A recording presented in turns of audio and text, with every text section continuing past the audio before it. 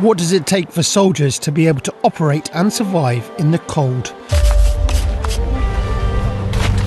I was in Norway to find out from the people who know best. So you have to be disciplined. To do the hard work.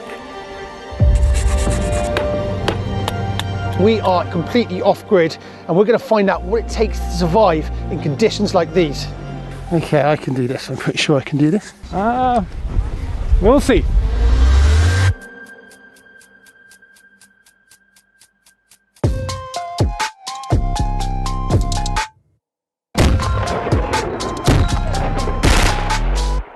For the next 24 hours, I'd be taking part in a cold weather survival instructor course run by NATO's Cold Weather Operations Centre of Excellence here in Norway. The course runs for 7 days and participants must survive with barely any equipment. So I've been given a saw, I've been given an axe, and I think it's called a survival sheet. It's safe to say I was totally out of my depth. Welcome here. It's your home for the next 24 at least. I wasn't sure what to expect, but I'd be doing my best to keep up with the other participants. First on the agenda, a winter survival safety briefing. So just keep focused on what you're doing when you're using the axe.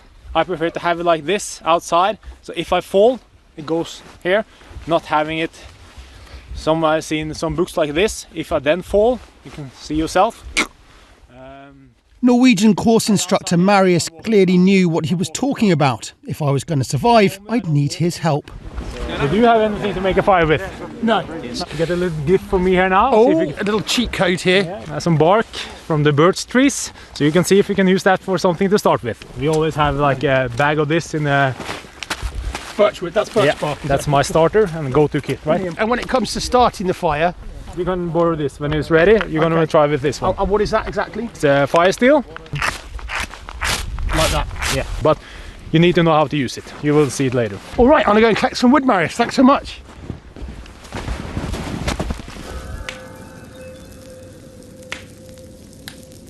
Let's start with the smaller bits. I don't want to hit myself in the face. Oh, there we go, nice. See what makes everything so difficult is that you're constantly getting stuck in the snow. While I struggled to move in the snow, I noticed that the other participants had quickly paired off, so I was clearly at a disadvantage.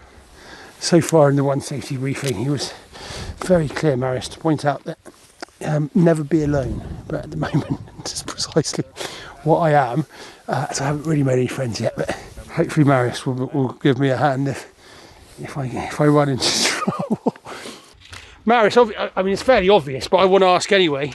You know, we started on this course with fire. Yeah. Why fire, and what does it, how does it help? The protection part of the fire, that's the most important thing in the winter conditions. When you don't have sleeping bags, insulation mats and all that stuff, you need to be able to maintain body heat. And the way to do that out here, either by movement, and if you're going to recondition, you have to be able to make a fire. If not, you're going to freeze to death. If you take care of it when it's small, the fire will take care of it when it's big. Come on. With Marius's words echoing in my head. If you take care of it when it's small, the fire will take care of it when it's big. I nurtured my little winter fire.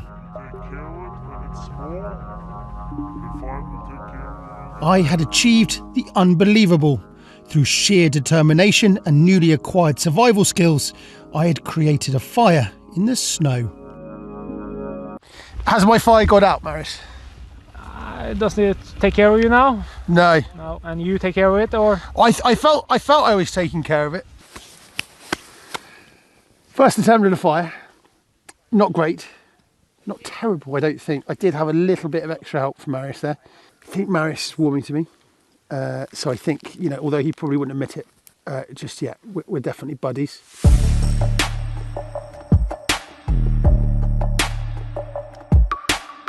If I was to survive overnight in these extreme winter conditions, I'd need to build a shelter, a crucial skill for any soldier on this course.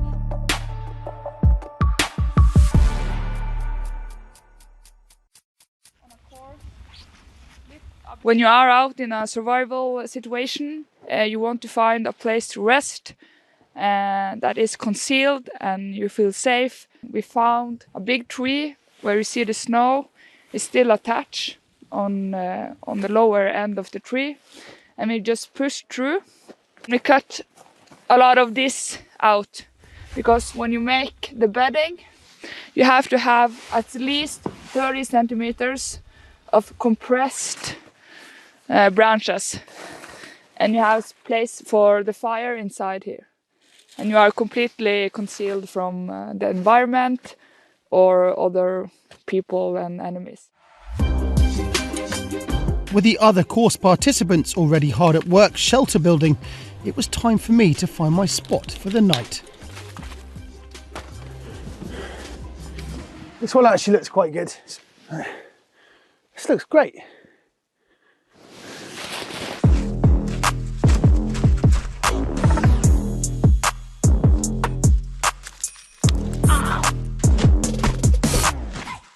Oh, quite the wrong way around. That's what I've done. That's got to be the front.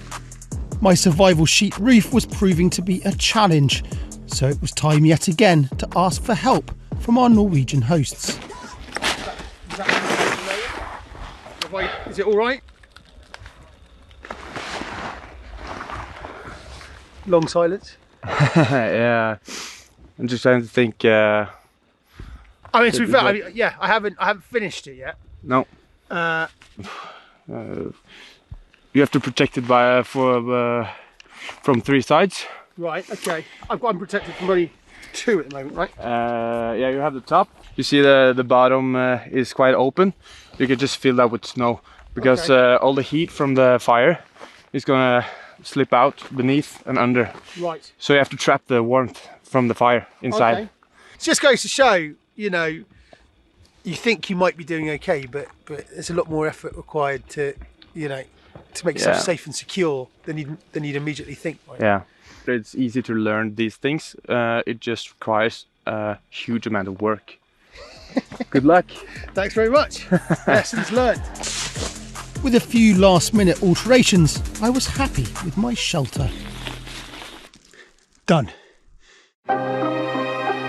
Shelter complete, and with the sun setting over the magnificent Norwegian landscape, I was keen to find out more about why these courses are so important. The geopolitical situation in the world in general is shifting. And we see that the last couple of years, the increased interest of cold weather capability for military units has increased. It has almost exploded. So we're looking into possibilities for increasing our competence and can deliver more to NATO. Have you got any advice for me for tonight when it gets really cold? How do I deal with that? Make sure that you're heated up before you go to bed and dress warm, and make sure you're insulated from the ground. Brilliant. Okay, I'll bear that all in mind. Thank you very much again. Looking forward to it, I think.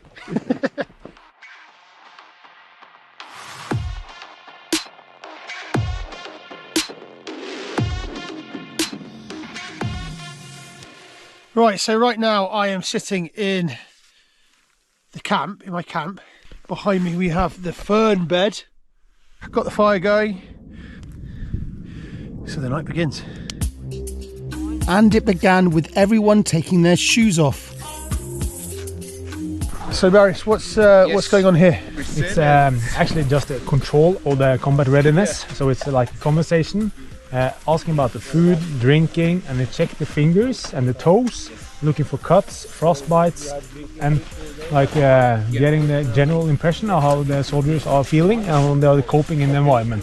Thank you. Fingers and toes intact, and with my fire burning, I took a moment to reflect on the day so far.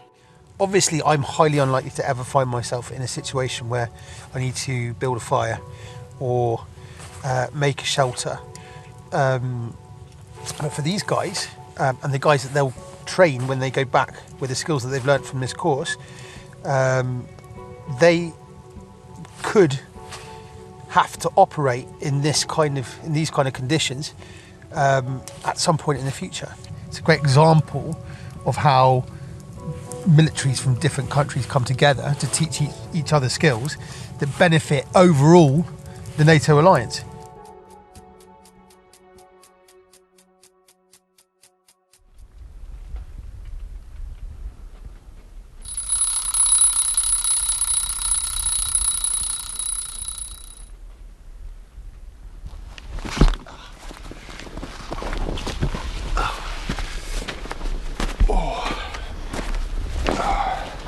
So that wasn't the worst night's sleep I've ever had, but it certainly wasn't one of the best either.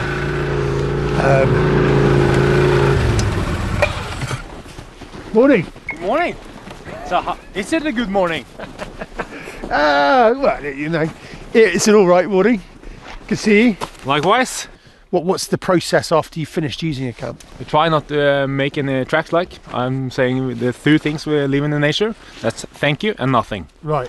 So we have to conceal all their tracks as good as possible. Okay. Of course the snow tracks will be here, but they will vanish when the snow is coming. Yeah. But then you just conceal the fire and spread the beddings and all that stuff. And since you have already built it in a nice environment and it's concealed by itself, most of the nature has done the job for you.